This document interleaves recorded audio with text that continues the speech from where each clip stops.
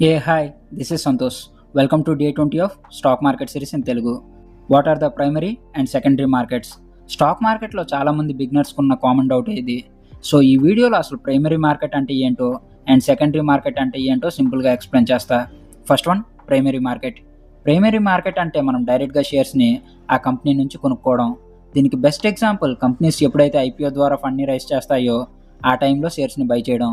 ఈ టైంలో మనం ఏదైతే మనీని ఇన్వెస్ట్ చేస్తామో ఆ మనీ అనేది డైరెక్ట్గా ఆ కంపెనీ చేతిలోకి వెళ్తుంది. సో ఇక్కడ మనం డైరెక్ట్గా ఆ కంపెనీ నుంచి షేర్స్ని కొనుక్కుంటున్నాం కాబట్టి దీన్నే ప్రైమరీ మార్కెట్ అని అంటారు. Second one, secondary market. Secondary market అంటే అదర్ ఇన్వెస్టర్స్ నుంచి షేర్స్ని బై చేయడం.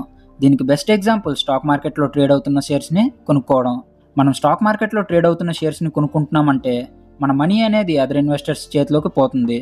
సో ఇక్కడ కంపెనీ అయితే డైరెక్ట్గా షేర్స్ని సెల్ చేయట్లేదు, మనలాంటి అదర్ ఇన్వెస్టర్స్ షేర్స్ని సెల్ చేస్తున్నారు.